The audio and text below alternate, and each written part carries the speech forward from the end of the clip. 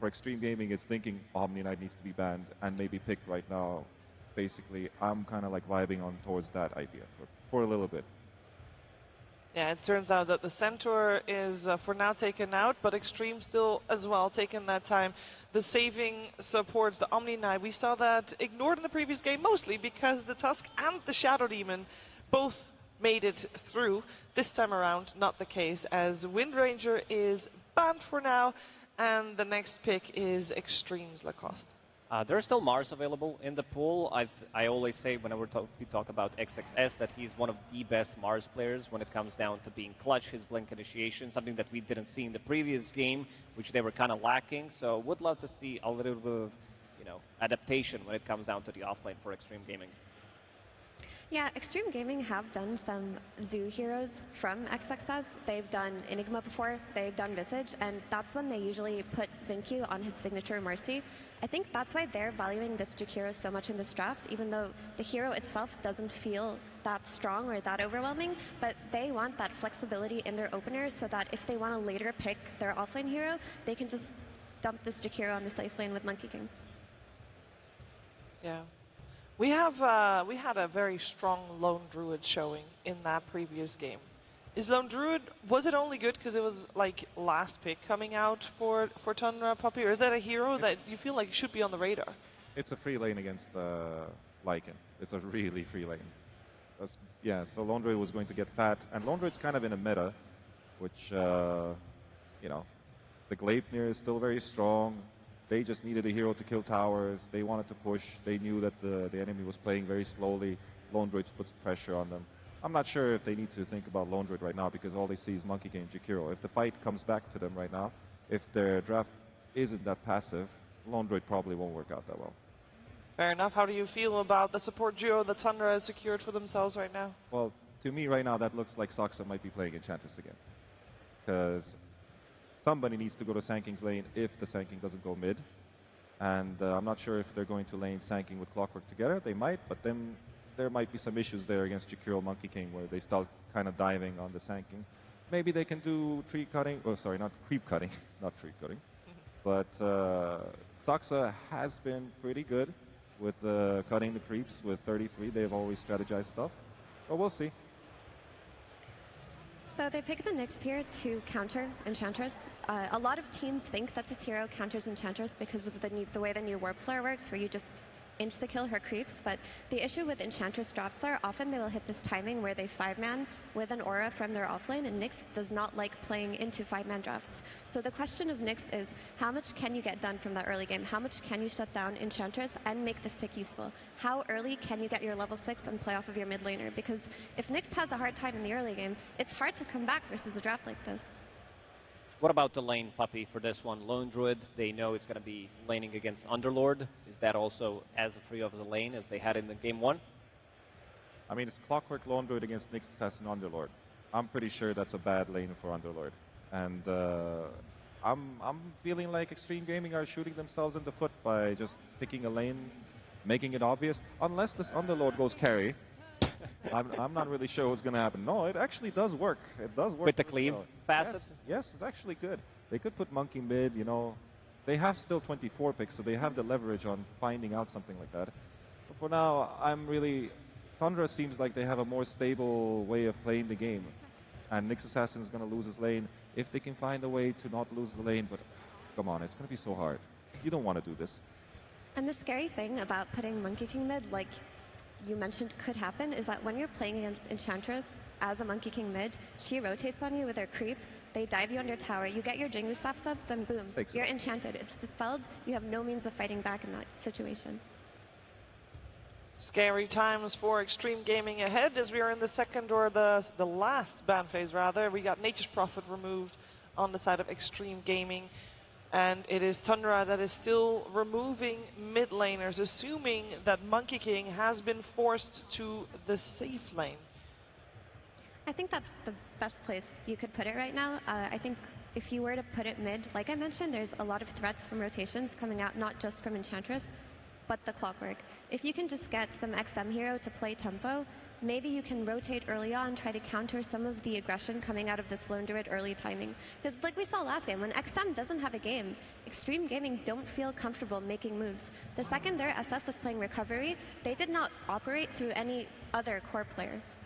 And they do have much better tower defense when it comes down to them parking heroes in front of the tower. With this Underlord, they have a little bit of extra global presence. So Nyx Assassin, he goes on a hero, he finds the target Underlord with his ulti, so you can bring extra heroes, Monkey King, as well a hero who can jump from the trees. He can pretty much be anywhere. So Nyx Assassin, they did go for this like scouting tool in the previous game with Lycan, didn't work out. Now you're going to have Nyx Assassin, Monkey King setting things up for potential Underlord gate play. So they might have good tower push to, you know, to decline it and stuff like that, but they can dive them.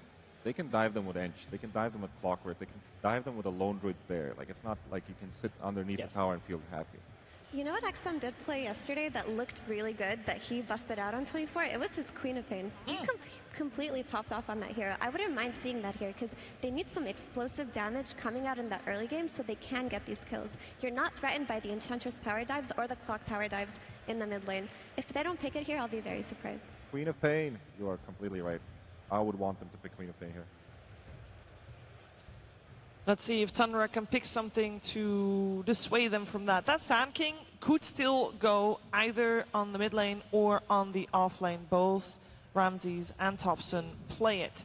So they might want to pick something against it. And that, if correct me if I'm wrong, would be the Thompson Rubik. That's mid Rubik for sure. One of the worst matchups in Dota, I would say, is Underlord against Rubik. You're giving him 2 spells with the spell amplification, with his cast range, he becomes a better Rubik. Let's say you're sitting in Cog's Sandstorm, Sanking Stun with the Firestorm on top of it. These heroes are going to disappear. But it's risky, right? Because you put yourself on an even bigger timer, because your Rubik, later on in the game, he's going to get caught up by the Nyx. Once Monkey King gets on a BKB, jumps him with the +1 from XM, there's no saves on the side of TUNDRA. Their supports in Ench and Clock can't do much by means of counterplay, so TUNDRA has to be aggressive, aggressive, aggressive, and not ever be on the back foot in this game. Although Rubik does have magic resistance.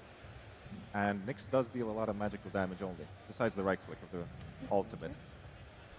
And they'll go for the XM Viper in the end. It is one of his signatures. It's not that Queen of Pain that we talked about. This Viper, how do we feel it fits in, Poppy? Are you happy to see this hero pop up? No. No. But what you gonna do? You gotta fight green with green. You know, you pick Rubik, you answer with Viper.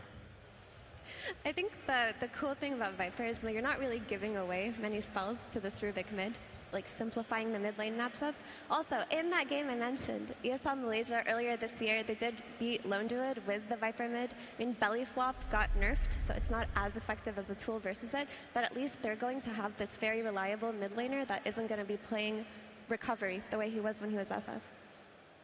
Yeah, so they counterpick the mid lane, which is going to be a tough one for Rubik. In terms of spell steals, there are some really nice spells to steal throughout the whole game, but I like what Extreme Gaming cooked. It's a draft that can fight much earlier compared to the previous one. They're not so much cooldown dependent as well, and I see a lot of damage on their side. If they're able to execute with the Jinkyu Nyx Assassin, Viper is a slower hero from the mid lane. We don't see him, rotate as much as other mid laners, but I think we're going to go to game 3.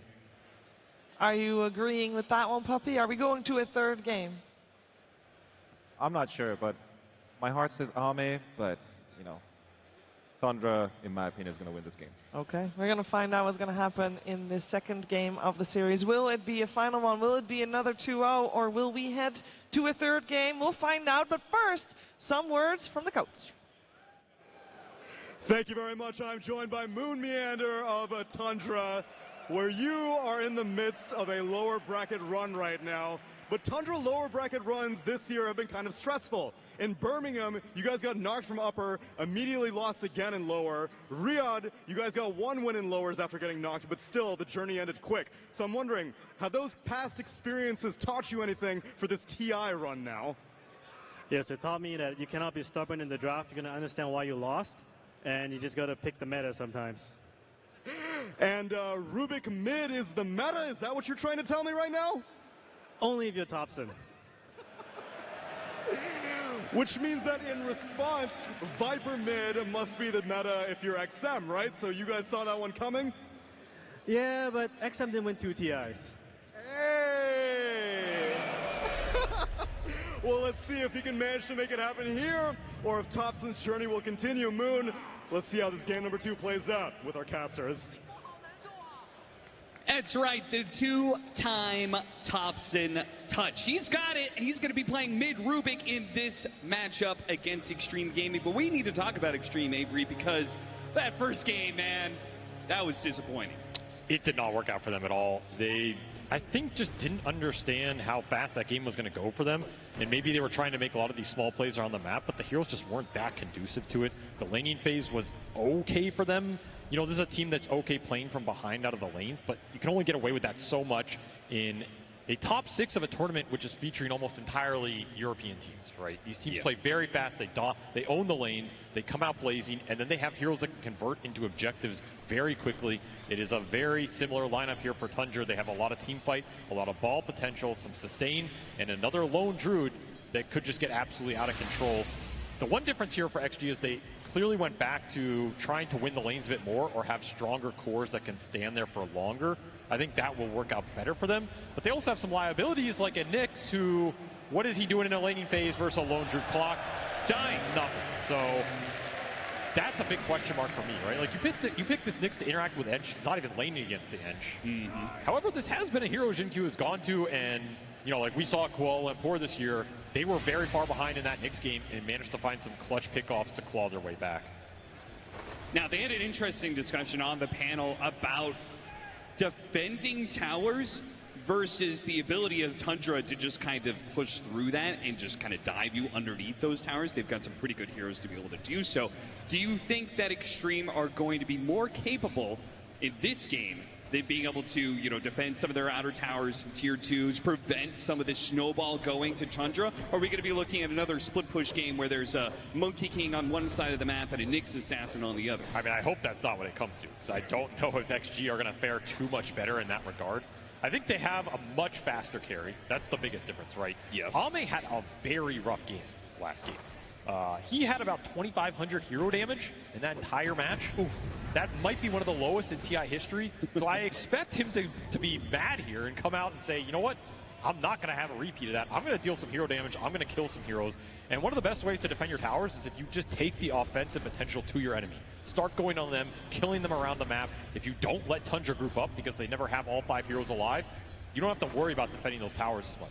If it comes to it and Tundra group and push your tower, you have some outspam, but I agree, the dive potential's there. And Lone Druid, I mean, this hero's just, he's disrespectful. There's no other, he's a dishonest hero, he's dirty. There's a reason all these dirty, dishonest European teams are spamming him, you know? Like, this hero just ignores a lot of the basic mechanics of Dota. If he wants to push your tower, if he wants to dive you, and he has double summon up, he's going to do it, and he's probably going to get away with it unless you bring everybody. XM challenging Topson here for dominance in the mid lane. Doesn't really care about the Fade Bolt. He just keeps on playing on Topson's side of the river here, trying to keep him off of any of these creeps. Yeah, ideally you zone him.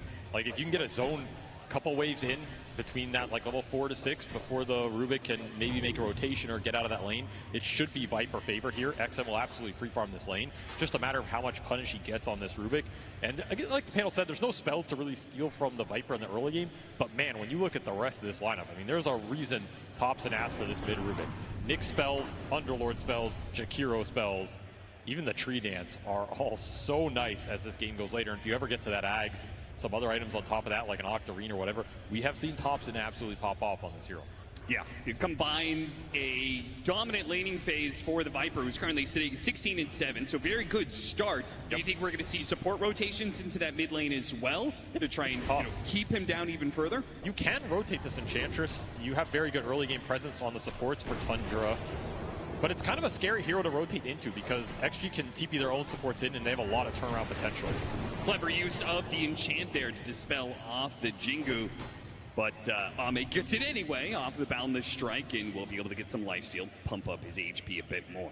To me, the big question this laning phase is what happens on this top lane. Like, how much does this lone druid get to punish this double melee lane, and can XG fight back? Well, right now, it looks like the double melees are trying to punish Whitemon for going for that Cogs to get some damage on him, and are able to kind of fight through. But yeah, the lone druid is still in prime position, 23-8. That's scary. Like, this hero with a good laning phase is just in a world of his own.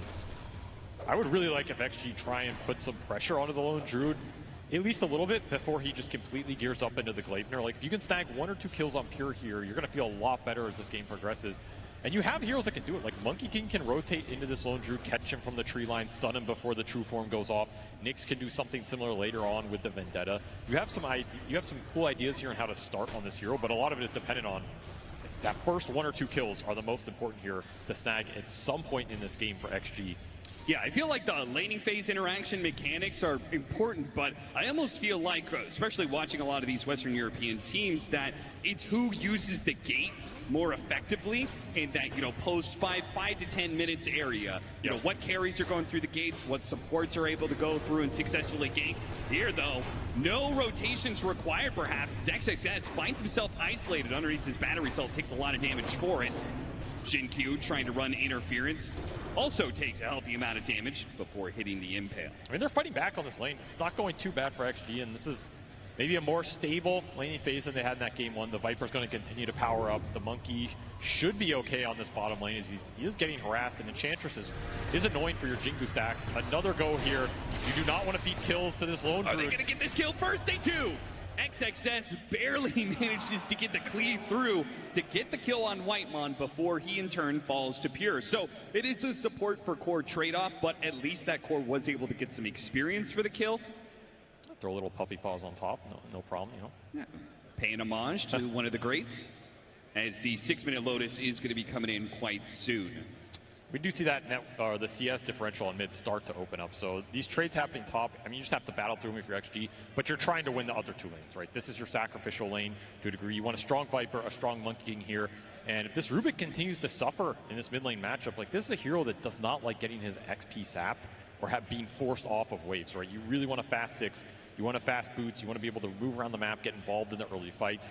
This Viper, if he just sits mid and if Rubik rotates, you match him with a TP of that lane. I could see XM feeling very comfortable in this game, and this is one of his signature heroes for sure. We talked a lot about the sniper in game 1, but this is a hero that XG have just won tournaments with. Jinkyu will walk off what has been a tough lane to get through, but they are clawing their way through it here. Speaking of this Viper, I mean, it's all well and good picking this hero to win the laning phase, but we've seen through various metas, in fact, this patch as well, the Viper has been picked up, and while it may do well in the laning phase, it hasn't managed to win the game. So what is this Viper going to be doing for Extreme Gaming going into the mid game? I think they as a team play around these turret heroes better than a lot of other teams. Okay. They know how to move the hero around the map, take proper fights with him, so that's the biggest thing, right? If this Viper moves, you need to get a lot out of it. And if he doesn't move, ideally you abuse his laning advantage, either rotating and snowballing the hero. I'd say that's how someone like Gaiman would play with it. Or you're confident in the scale. You have things to back him up, and you're just confident in the core matchups.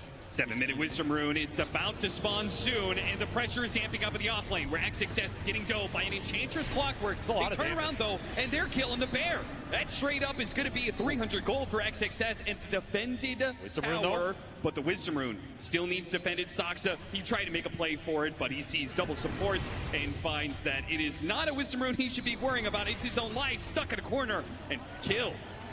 Did you get the steal, though? Whitemon. Ame gets the steal on the other side of the map, though, so it's still even. Whitemon commits for it underneath the tier 2. The creep wave is coming in, though. He takes a couple of tower shots, and now slowed down by Jinkyu and XXS. A second support punished for Tundra daring to go for that dive. Almost a catastrophe for Tundra on that rune fight. If they don't get that Wisdom Rune, I think they are basically walking away with nothing there. Lose a bear, lose 2 supports, especially early fighting supports like Enchantress Clockwork. This is not the support duo you want losing in these open exchanges to what some would argue is a little greedier with this Nyx being there. That is a lot of net worth and experience going to Jinkyu off this laning phase. He is very happy with what has happened in this top lane. We did see the dive potential, but that bear was just too low HP in this Underlord. Not an easy hero to dive this early in the game. No. Part of the reason that Extreme did pick it up, right? It's going to be one of the best heroes to to deal with that kind of extension by Tundra. Managed to hit that stun onto the Enchantress. The poison burst. It looks like it's combating against the Wiz, and it's just not going to be quite enough damage. Turns around the Viper Strike. That breaks the Viper. It makes him so much easier for Whitemon to kill with that magic damage. Jin Q up next, perhaps, as he hits the Impale, but look at him looping around from the side. Is Pure to help get this kill. They are not afraid to move their carry around, and he provides just the extra bit of damage needed to get the kill and straight to the mid-tier 1 tower pressure. DY trying to clean up this Enchantress. Very close, he'll snag him. Big pickup for him on this Jakiro, almost pushes him to level 6, but that tier 1 tower is absolutely gone. It's a very similar game. You misplay versus a lone druid lineup, you're going to lose objectives. And that is just an open area fight that does not favor XG. That's where the Clock and the Enchantress just thrive. You're going to get punished every time, and some nice spell play from Thompson to turn the Viper against himself. I mean, that is the one spell you would want this game, this Viper Strike. It's going to be absolutely nasty against some of the cores here on XG's side. Yeah. Viper really cannot afford to give that up too often. Jin Q TP down to this bottom lane, but Ame backed away at the same time, so. It's going Battle Fury? Okay. This is greedy. Like we saw last game, we didn't see a time zone for a lot of time. That Void buildup was slow. Battle Fury Monkey can also be very slow if you get it on an off timing, or you don't have a free game, or you don't also join the fights and clean up. I mean, again, you're looking at a lineup from Tundra. They're gonna be pushing you. They're not going to give you time to just AFK farm the jungle as much as you might want to in this game. This will pay off over the ultra long term, but you run into similar issues as game 1. They already failed to defend 1 tower, but perhaps a second one can be defended here as a Viper Strike catches Ramses. His aggression will get him killed. Back through the gate they go, but there are going to be kind of set up. Whitemon throws out the cogs on these heroes, but they don't actually have the numbers, perhaps, as so many heroes come through the gate that Extreme Gaming overwhelmed Tundra. Kill the support, take down the bear, go after the hero as well. Pure, he draws a new bear out from the ground. Ame, he gets a couple of Jingo hits in his supports, though. Can't get there in time to be able to provide the disables. Instead, they're fighting Thompson underneath the tank, can't live. Meanwhile, Ame gets turned around on by Pure, who pops his ultimate, and his bear managed to double team the Monkey King. It'll do the same to the Underlord. Pure is so strong in this early game. Diffusal already up, Spark of Courage going to work. In fact, 2 Sparks of Courage. They both will activate here as they get low, and XG just overextends. Super nice gate movements. They do get the Rubik pickup, and the Viper stays alive, so that little battle they won. Thompson going down again. His game is very rough at this point. But would you sacrifice a little Rubik net worth here to boost the Lone Druid into this position? I think you would. Yeah, I mean, your Lone Druid is the entire key to your lineup, right? Yes, he is the fulcrum. He is the hero you're going to fight around and try and snowball this game off of. And it is a 3-0-3 start for Pure on this Lone Druid. He's very strong right now, almost level 10. And he's going to take even more as he comes through the gate to take that safe lane tower. Maybe take DY's head with it. Soxa tries to slow him down with a blood grenade. Finally catch up long enough for the diffusal blade to get it active. That's enough. Thompson will get a level 2 dual breath for his troubles. Also pocketing an arcane rune right now. So he's poor, but he has some spell power to play with and can easily join these fights. He's going to get a bunch of gold off the objectives as well. So as Pure opens up this map, it'll help him recover. And you can definitely go in for early Roshan in this game if you are Tundra. Enchantress can help boost it up. Got some Skelly Boys for some extra damage. XG continuing to look for trades, very similar to game 1. They have some gate potential like we saw there. I like the idea of just making these fast moves with everybody outnumbering Tundra. If they had snagged that lone Druid kill, this game might have just swung completely in their favor, but another quick find from Jin Q. I mean, he's having a great game here on this Nyx, all things considered. He's level 7, Urn already up, going Vessel on the Nyx to try and deal with the lone Druid heal. Try and push through maybe the Sand King Bloodstone a little later on. And that Bloodstone is going to be happening at this rate because Ramses, we haven't talked about him hardly at all, but he's just having one of those quiet farming games for the Sand King, which he does do, right? We saw from like 33 Sand King, for example. Just hoovers up all these neutral creeps, collects all this gold, all of a sudden comes out, and he's just a team fighting menace. He's got 6K net worth right now, well ahead of anybody else on Extreme. And it'll be first item hype for him. So he's going the team item over the greedier option. Hookshot lands, Thompson tries to follow this up, but a gate from XXS gets him away, manages to steal that gate. Can Thompson do anything with this, though? A very interesting spell to have. An opportunity to meet Extreme's movements, perhaps. A way to be able to outmove action. I do like the pace XG are bringing here compared to Game 1. Yes. They're making a lot more moves. The moves are working for them. They're combining a lot more heroes very quickly. You can see the idea. They just don't want to get outmatched in that department again. I mean, they've already tripled up the number of kills they got in Game 1. So yeah, I think Ame's tripled his hero damage too. So things are working out a bit better here. And this Underlord is going to be a menace in the early fights. Like, he's going to have a fast pipe himself. That is a really big item for XG to rally behind. You know, Viper, you put this Viper in the front of the fight, you throw some auras behind him. If you add a little bit of sustain, sometimes he can just stand in the front line, burst the Sand King, burst the Rubik, and be really annoying with that corrosive haze and the corrosive skin going to work. So I can see this ball coming together for XG, but this is a very pivotal next 5 or 10 minutes here. Cannot start to bleed kills and objectives, and you really need to get Ame past this kind of mid-game point of, okay, he's closing in on the Battle Fury, but how much time are Tundra going to give him to use that Battle Fury before this game heats up? Because you are still looking at a very farmed Lone Druid. Yeah, he is over 2k ahead of the Monkey King, and he's got a Sand King with a pipe complete. So the Bear does a lot of damage. It's got some catch thanks to the Fusa Blade inhibit, potentially the root as well, and you're not going to turn around and kill it, not with the extra magic resistance the pipe's going to be able to provide. So add in even more free power runes for Thompson everywhere he goes, because Extreme Gaming refused to play the middle part of the map. They've conceded that area time and time again, and will just play the side lane. Shin-Q, Whitemon. You want this Underlord up top. XXS will try and vacate the area. Do you gate on him here? It's a big question. Stolen Spell still available for Thompson. They'll TP back. Tundra, I assume, are playing this part of the map for Roshan, right? Like, we want to take these off-lane towers, but also Roshan on the table, you said, was Oh, he's going to gate Ame bottom, maybe. Ooh.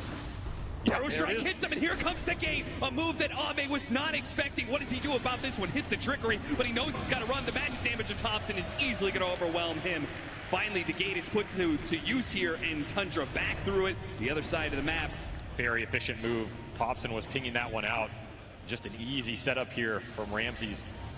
He'll even go through the gate, so Tundra bringing 5 heroes back to this triangle, and XG smoking straight into them here without the Monkey King. Fighting without the Monkey is a bold move, and they've already been jumped on, but what an Ice Path Macro Pyre. A beautiful hit that does no damage, though. Pipe shrugs off most of it. Poor Ramses is stuck inside the Macro Pyre for so long, he almost dies. Still, though, the fight is good for Tundra as they keep chasing after heroes. DY is going to be stunned up long enough for the rest to follow it up. The Bear does not quite die. So both Ramses and the Bear get low. Nobody actually falls. Tundra picking up a 5k net worth lead now. 3,200 damage done by XG, and they kill nothing there. Just all gets pumped into this Sand King pipe, and the sustain. The Bear took a lot of it as well, but Pure able to TP it out in time. Even 6 poison stacks did not bring it down. Once more, XG just lacked the damage here. Now Blink is up for Ramsey, so you have more initiation power, more dive potential. Stolen Firestorm is perfect to get the damage. The Underlord, a tanky hero, not against this kind of overwhelming advantage that Tundra are bringing to every single fight. Extreme, you specifically said this is the time where they need to make sure they do not bleed out in kills and towers. And that's exactly what Tundra is doing to them. They're finding the openings. This game is starting to spiral in their favor. They just have such a commanding pace with the start that Pure's had. The Gleipnir's already done on him. And Solar Crest flying in for Soxa means you can power up this Bear even more. They have everything online. This level 4 Firestorm is just the cherry on top for the mid Rubik here. And you just finished your Battle Fury. So on the flip side, while Pure's almost ready to go high ground, Ame's like, guys, I need another 20 minutes. Time to start farming. My game just began. XG, they need to find a way to make space in this game. I feel like I've seen this story a few times in this series. DY, Jakiro, alone somewhere on the map, found, and we'll make Tundra work for it a little bit. They'll have to use the hook shot. Meanwhile, mid lane, they actually jumped on a Pure. Pure does manage to get off his ultimate, and Ramses came in with the epicenter. It's not an easy kill, but XM can do the damage. The Viper is more than enough, and Ramses, Ame, a 4-step caught him out of the rocket flare. That surely would have been a death sentence. That is so close. to a terrible death for Ame, but instead he gets to join the fight, pick up some extra gold on top of it. And he does the most damage there with a massive Wukong. Pure, he felt invincible. He felt like this game was too good to lose. And XG, they find the opening they need in this series. Now all of a sudden, we have ourselves a Dota game because this monkey is going to get the time he needs. Tundra immediately try and strike back without two of their cores. Two supports leading the way. Thompson to help out. XM with that vessel on him. Pipe. He's burning, but they do have supports coming in now. XM helped out by the pipe. Can he live through this? No, but he does get his revenge, certainly, from the grave. He spits out back at Tundra and will claim 3 lives for his own. And Ame's going to get another team fight cleanup here. Says, thank you, XM. The buffet has been set. Jin-Q is starting to turn into a 4th core here. We've seen this in a lot of the Knicks games. He just finds these little openings, and it doesn't take much for him to be a huge threat. This vessel has absolutely paid off versus these big team fight frontliners. Another 2,000 gold swing here for XG, and this game is back to even.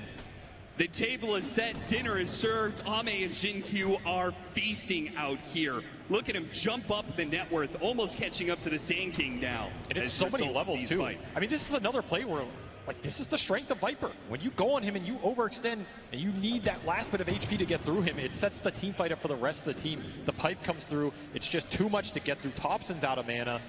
Soxa can heal, but that's a 1-for-3 trade, and XG will take that every time. More vessel charges for the Knicks and a lot of experience going their way. You now have a Monkey King who's level 14 versus a Lone Druid who is also level 14. That lead in the carry count carry matchup is evaporated by now.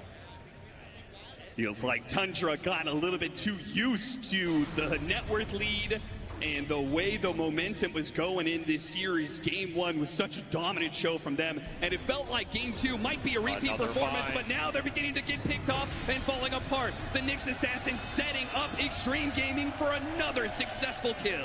And an amp damage rune for one of their cores. XM will pick it up. They can start to do some tower pushing of their own. Jin-Q finds another massive opening in this game. This mid Rubik is starting to get abused. He is falling behind the enemy 4 position and becoming a liability. Set that trade-off. Would you take an under-farmed Rubik in exchange for an over-farmed Lone Druid? 1 death on Pure has made that strategy from Tundra fall really flat. And bug indeed, Jin-Q playing the Knicks Assassin, perhaps the MVP for Extreme Gaming, as he has set them up for so many kills by now and has finally gotten Extreme Gaming a net worth lead. What feels like the first time in this game. We'll see if they can actually keep that growing, though. It's a very pivotal moment in this game. If XG can continue to find the momentum, then we could be looking at one of the, is it the first potential Game 3 on this main stage? Since we got to the main stage, it's just been 2-0s all the way through. Bit disappointing, but maybe we could finally see one. Extreme, especially Ame, he doesn't want to go out like this, man. No. I mean, he has so many 2nd places, 3rd places, 4th places at TI. Look at this. 2022, he had a 6th place performance. A 1% lead in gold XP. They have crawled their way to an advantage somehow. It seems like it's still slightly favoring. I saw 45-55 to the favor of Tundra. Where do you think that comes from? I mean, this Lone Druid's still very strong, right? And you're still kind of in his game. Pure has control in terms of where and when the fights happen. If Tundra get a big pick off into Roshan, they can regain a lot of the momentum. And we still have this Sand King, right? This hero has dominated a lot of the games on the main stage. Ramses is still the most farmed hero in the game. In fact, he's going back for the Bloodstone. So he's like, all right, you know, the Blink Pipe push, it didn't pan out completely for us, but we can still scale here. We can still pick up the team fight slack. He's still going to become a beast. In theory, this Monkey King pick can deal with these heroes in the ultra late. This is why it was prioritized so highly in that first round by XG. It's a hero that can dice up the Sand King even through a lot of his spells, because you just throw the Wukong and you match him. And he'll be able to ignore a lot of the magic damage coming his way with the BKB as his next item. Yep. This is going to be a battle of magic resistances in some ways. Yeah. Like, you have this Rubik Lone Druid who can buff up and become very tanky versus a lot of the spell damage, but on the flip side, you have this Viper who's his own menace. You have a Monkey who's going to have BKB and potentially very strong fight around the Roshan, and you have a pipe on both sides.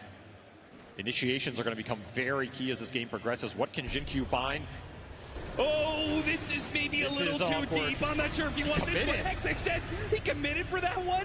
He throws out the pin. Where's he going? He's not going back. He pushes forward.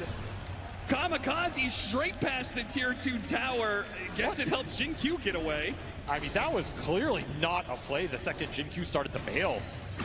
XXS did not get the memo. Very awkward. Just as we were praising Extreme Gaming for having some cleaner executions in this game 2 than they did game 1, they fall right back to game 1's mistakes. I mean, just type space for Ame because he just finished BKB. Guess so. See what that space can do for them, though, because, I mean, you said they could do Roshan pretty early. Tundra have yet to be able to find that objective. They're finally going to make the play now, but Extreme Gaming are going to try and defend it here. They won't have the Underlord Beanscape, but he could TP into the outpost and make a full 5-on-5. Currently, the entire Bloodstone for Ramses is flying out right now, but it's far. If actually take this fight right now, you're missing a huge amount of net worth on this Sand King. And Ame is maybe going to be able to get a really good ultimate here. On all of them. The corner of the pit. He's going to throw it out. Drops It's an illusion. down the striking. Went out to an illusion. That's disastrous. The rest of the team is going to have to make a better initiation, but the Roshan's already dead. And Ame, he pops his BKB, but for what? To try and get Thompson. It seems like he's managed to get his Jingu stacks up, and we'll finish off that pesky Rubik. XXS needs some help. The bear is currently coming from him. What a hit from his Jin-Q. But Ramses is still strong with a Bloodstone. Running around with his Sandstorm, trying to chase after these heroes. Somehow Pure managed to get through this one, and now his bear starts going to work. A hit from the Valley Strike, a push away from the bear. Get back, get back. Shin-Q tries to make a run for it, but the Glypeir gets him in his hole. Ramses standing strong. The Take down the Lone Druid once. Ame, can he make it twice though? In the ways, XM, he's out of here. A TP out, DY does the same, but Ame will be left behind. Oh, Pure. He switched his items onto the main Lone Druid just to get that Gleipnir out. What an insanely heads-up play. Oh, no way. But XM, he just lived through that entire fight. The Viper, he stands, he delivers 6,000 damage. They get the Aegis, they get 4, they get a buyback on the Clockwork. An extremely even fight, but one that XG are probably okay with because now you took that second life out of the Lone Druid's hands, and again, you slow the tempo down. Still, what we didn't see at the bottom of that screen was Ame. He went on the bottom tree line. He dropped a Wukong on a Rubik illusion that got baited. Thompson with, I think it's just an illusion rune, did so much work in that fight. And now he will be caught again. This is another deep committal. Whitebot might have just bailed him out with a beautiful hook shot at Cogs. They're all grouped up. Thompson is dead, but maybe Ramses with a 3-man burrow. Hit that epicenter, hit the bear roar. Get as much as you can out of this. It's a grab bag. These gates, they have been a blessing and they have been a curse for XG. That is another one that just felt too deep. And a third hero to go. Ramses gets him on the burrow too. All 3 that went through that gate will die for it. Tundra strike back with another gift just straight into the heart of their side of the map. And Ame's looking on like, guys, is this the fight we want to take? XG just not respecting the numbers that can come from Tundra around these tier 2s. And now you gave him an opening, you gave him push potential. Pure straight into the high ground. Alpha Wolf here for Soxa for more damage boost. And the Ags is done for the Rubik, so despite Thompson having an extremely rough game here, in fact, he is bottom 3 net worth. This is a support Rubik at this point. They're making this push without the Rubik. Extreme Gaming gonna try and catch the heroes before they can retreat. That is a big misclick there from XM. I mean, he got that siege creep. Yeah, siege creep down, I guess. That is a range Drax claim from Tundra. Not an end-all be-all given the game state, but another big momentum loss for XG, who felt like they were clawing their way back in this series. They'll have to fall back a bit and regroup here as they try and get Ame to his next item. Some over-aggression and mistakes cost Extreme what could have been a hold on this game. Wrestled from their grasp, and now Tundra with a 5k net worth lead, a range barracks down. They can exploit another maneuver from Extreme like that. We could be looking at another full lane, another second lane. I mean, this tier 2 goes down and the whole base is potentially open for Lone Druid's taking. How much can you control the objective taking right now? How much can you get these lanes out and continue to try and find openings with this Nyx Assassin? I think Tundra are done getting picked off. They're just grouping for the rest of this game, it might be. Though I don't know if XG want to gate into them anymore. Players have not panned out as much as they did in the early game. Look at DY.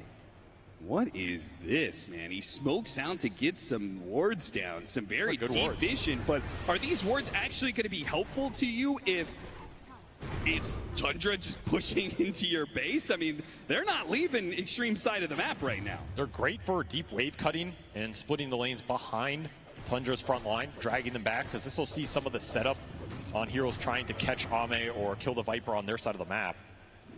As long as you can feel like you can defend your base in the meantime, this lets you farm it out, not lose a net worth deficit.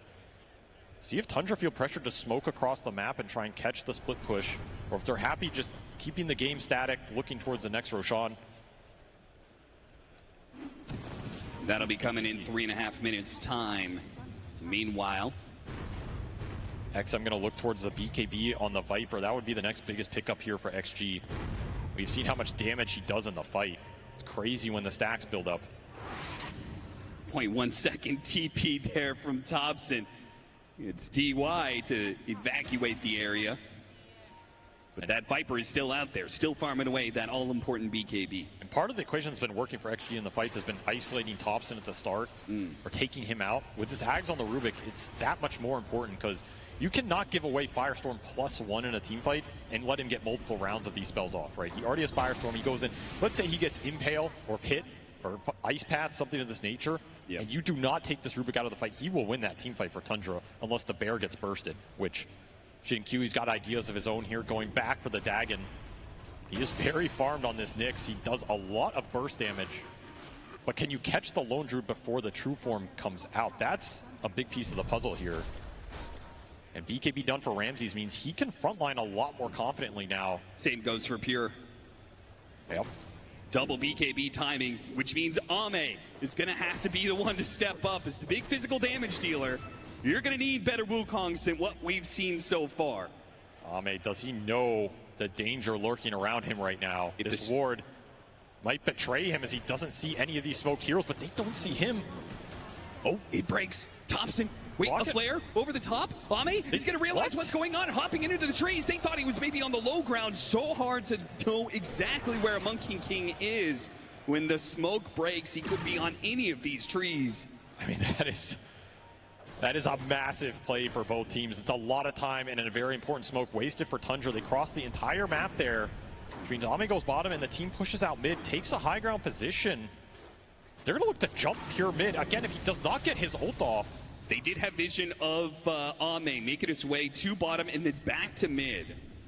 They still want this Viper BKB. That's the thing. XM, he's so close. Yeah. Don't want to fight without that right now. As Tundra, they have their big fighting items. They have the double BKB plus that Thompson Ags. They're not really missing anything right now.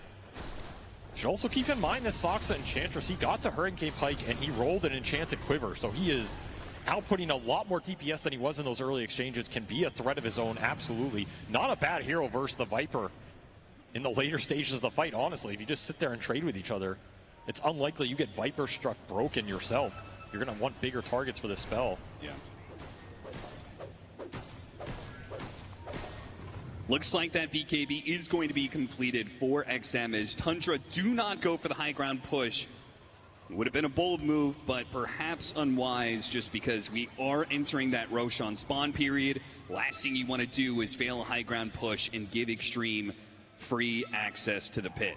Absolutely. This will also wear out that timer on the stolen Firestorm for Thompson. So XG are going to go into this next fight. This Rubik will have to look at the double spell steal. Little bit of an edge. Pure calls in some reinforcements for another Tormentor. Of course, doesn't want to take the one-on-one. Understandable. There's also a lot of Force Staffs on this Tundra side you have to think about. You have double Force Staff on the two supports, and you have a Force Staff on Thompson. There's a lot of bailout potential, getting heroes out of the Wukong, out of the control. Really good. They know they just hit the Tormentor, but Ame, he goes in pretty deep, breaks that smoke. They're deciding whether to he hopped away for the Burrow Strike. Just in time. Goes back in. Now he hops back in with the BKB, commits that Wukong command, and now let's see if the Lone Druid can stand toe-to-toe. It gets out of it. Outside of the Wukong command, but the Bear does die. Meanwhile, XXS getting peppered by Soxa. A stolen boundless strike will stop him getting through the gate, and Soxa does the damage. Now XM, he's not sure quite what to do. It hooks shot's gonna stop any movement from him. And Ice Path goes out, tries to go for the kill on Ramsey's, hoping beyond hope that he can get that damage done, but it will not happen. DY will follow the rest of his team into the grave. Ame is the only survivor. Nobody dies on the side of Tundra. They all end on Pure, and it was not enough. They didn't have some of the extra spells from the Knicks, who got caught up on the side. Despite dodging the initial initiation on the Monkey King, they output 13,000 damage, and they don't kill a hero. The Lone Druid will completely laugh it off as Tundra say, we're not going to wait for Roshan, we're going to push your base. Just too much sustain. Not enough single target burst damage. Ame needs more damage. It was a very disjointed fight. Supports did not get to do a lot. And now Extreme Gaming are getting picked off before they can actually get their full 5-man. What a heads-up move. Whitemon, Ramsey, somebody spotted him somewhere in that trees, makes that guess. And now, instead of waiting for the Viper in 10 seconds, they will have to wait another 40 to be able to have an Nyx Assassin. Time that Extreme Gaming might not have. As one full lane of barracks goes down, they can turn their heads towards that mid-melee racks as well if they want. Or they could back up for Roshan. Roshan is going to spawn a bit late here, but Tundra should still have control of the pit. Go into base, refill all the resources, make sure you have everything up for this fight. That was also a fight where Thompson got to live for the entire duration, and he didn't get crazy spells that he wanted, but he got a couple Boundless Strikes off. He got Viper Strike at the end. Those are the two he's holding on to. Again, that's like the easiest target for you to bring down if you're XG. They just pumped everything into the worst thing, which is that bear who lives. If you have Vessel on him, maybe that looks different. But it feels like you have to go on who Jinkyu goes on, and Tundra know it. They're just letting the Bear and the Sand King front line. Even Enchantress is not an easy target. You have to pick your poison here. Roshan is respawned. See if Tundra just commit straight into the pit, try and do it. I think they absolutely can. This is a potentially game-ending Aegis here. Really interesting. If Tundra do not commit to doing this, then it will switch over to the other side, which Extreme Gaming would be very well positioned. They have a high ground ward on that gate. They have heroes already set up. The lanes are pushing in. Tundra see some of those heroes. They see the Monkey King, the biggest threat. You have to do Roche here if you're Tundra. They're going straight to it, which means they should be able to have it. Extreme Gaming have no response to this move. No contest. The only saving grace here is you're going to get to your butterfly on Ame, but that might be the last item you get here before you have to fight for your lives in a high ground defense situation. Now, in theory, that can be a tough fight for Tundra, but Lone Druid is one of the best base breakers in Dota. Yeah. And he just finished a full Assault Kuros. They're just going to 5-man gate into Ame. Ame says, well, he's going to go throw the Wukong's command. They immediately hit the impale. And Pure, he got the fear. Almost pushed Ame out of it, but the Wukong's command stays alive. Can the damage stay up, though? The clockwork goes down. How did Pure manage to get out of here? What? He's making a run for it. Throws out the Gleipnirs. The stuns are after him. Ame hops on top. Stun. Where's the stuns? They didn't have it. They go for the bear instead, but they needed that kill on Pure. They needed it to turn the game around. This hero, sometimes it just does not make any sense. 11,000 damage done by XG and Pure. He just walks it off, man. Gates right into a Wukong, says no problem. If you're XG at this point, like, are you starting to question your own reality? Like, what does it take to bring this Lone Druid down? Yep.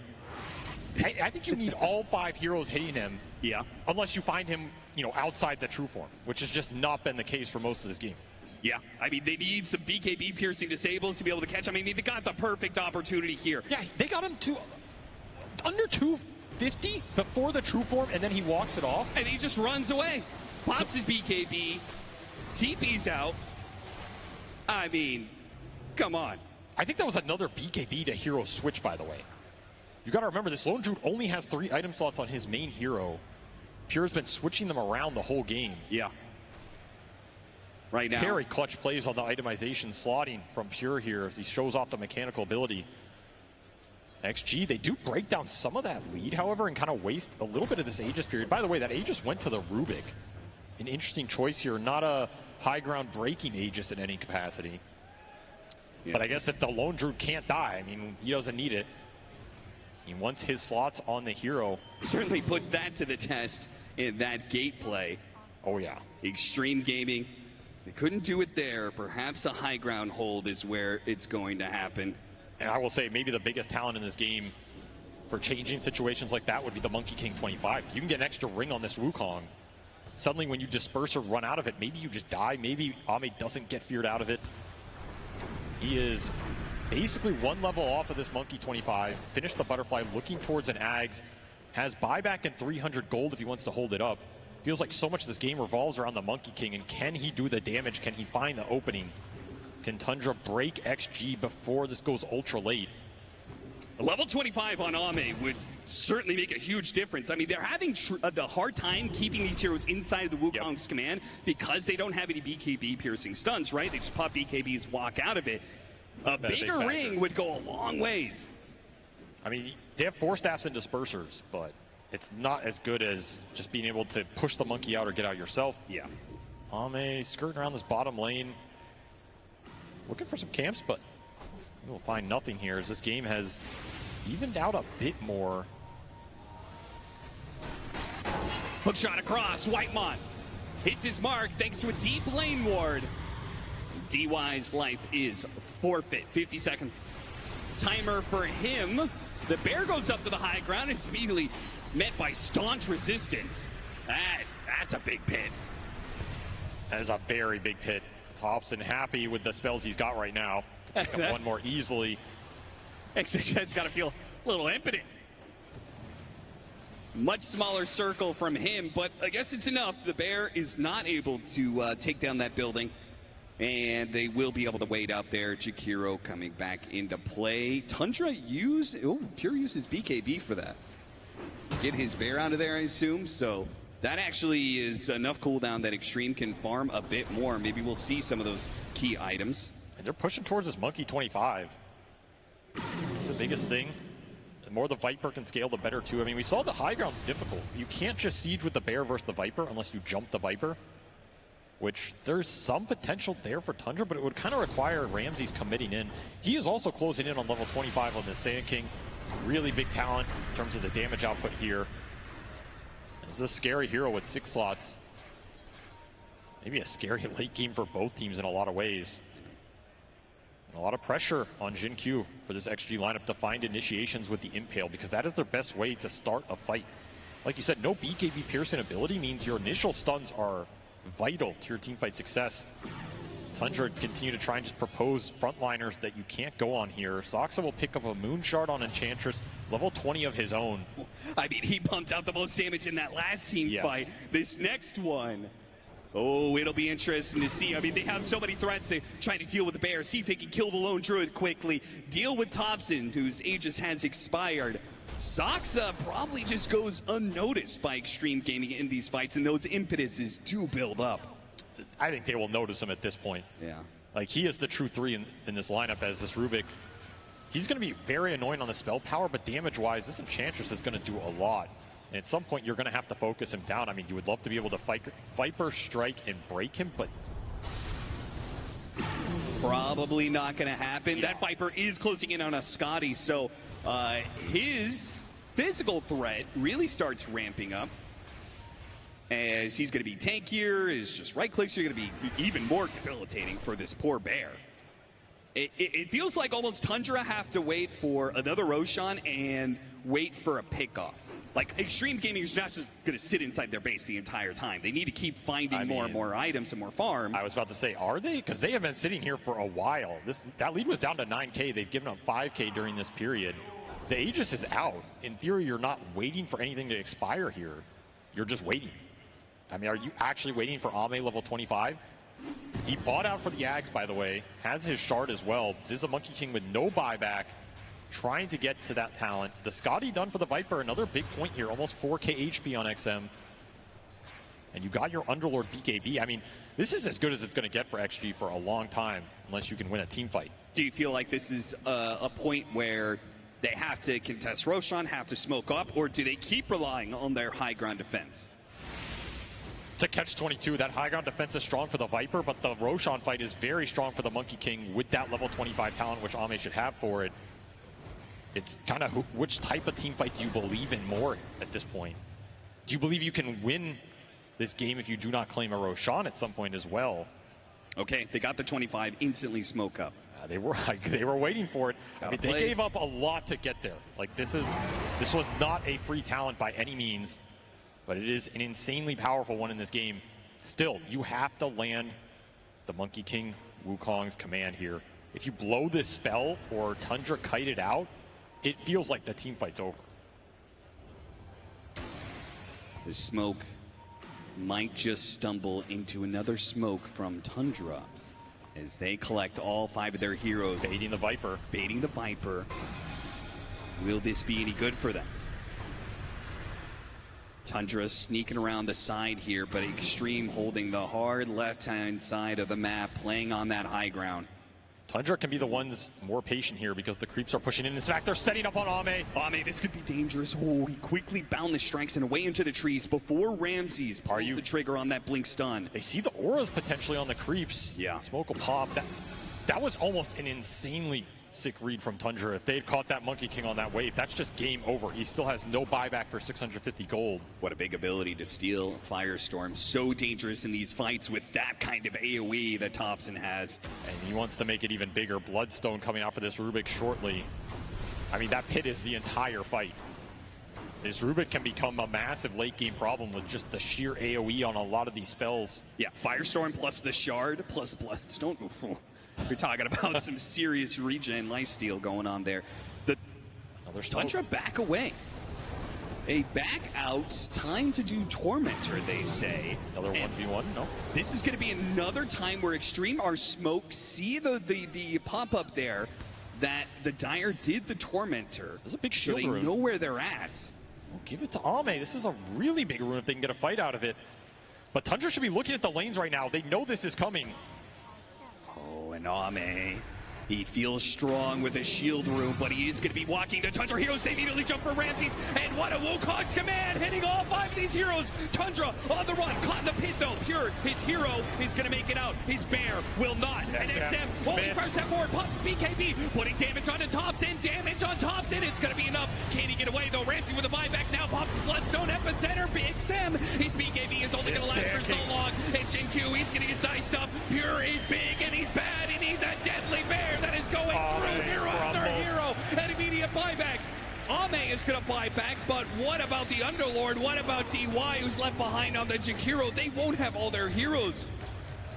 They take the fight, they get some kills, they get some buybacks, but ultimately that 27,000 net worth lead is beginning to show its face. Another fight where you look at the damage numbers and the kills just don't reflect it. Tundra soak it all up there. They're happy to lose their Rubik and a clock to win that exchange. They get the Monkey buy, they get the Nyx buy, they get everybody on the side of XG. There's just not enough damage to punch through. Even with a Wukong on basically everybody in a sick boundless strike, all you get is the bear. Pure still stands strong. 11, 1, and 13 on this lone Druid. He has been untouchable in this series, and he wants to eliminate the last Chinese team in this TI. Extreme. Are they going to just give up on Megas, or are they going to try and make this hold? Ame, BKB in 10 seconds. Wukong's command is up.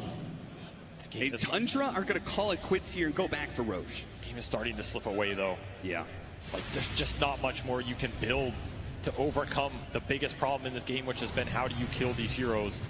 And Tundra are going to add an Aegis to that list, and Ags on the Roche as well. If you are having a hard time keeping these heroes inside of the Wukong's command, doing the damage fast enough to kill them, what does it mean when you have to play against another life on one of these cores? A gate straight to it. They cannot afford to give up this Aegis, but no one's actually going through the gate right now. Tundra. Ame's sitting up in the back, jumps through the trees. But Wukong's command, dead center is Pure, and he's already been hit by some stuns. They are all in to kill the low drone, but Pure got his BKB up. They got a bear kill. Now they have to come in for the Roche on Ame. But Ramses with the hit. White gets the hook, and Ramses takes the Aegis. Denying Ame his chance at immortality. It is ripped away from him, and Tundra stomp Extreme into the ground. They got basically everything out of that they wanted. Aegis on the Sand King, an absolute gem. And Ame out for 110 seconds here. No buyback on the Monkey King. all up to XM and Jinkyu, and it is another fight where you all in the lone druid and you were not even close. The same team fights going the same ways, running over the same ground, surrounded by the same old fears. Another year of unrealized potential, another tournament of broken dreams. Maybe he can save it, but a 4-7, it gets an XM killed. No defense. Ame, XM, both out. No damage in the tank left for Extreme. The best they could do is get a Sand King who had an Aegis anyway. They killed him twice, but Thrice he'll revive. Thrice will come back into this team fight to end the game. The throne is exposed, and Tundra will lay claim to a top 4 at the International. And they will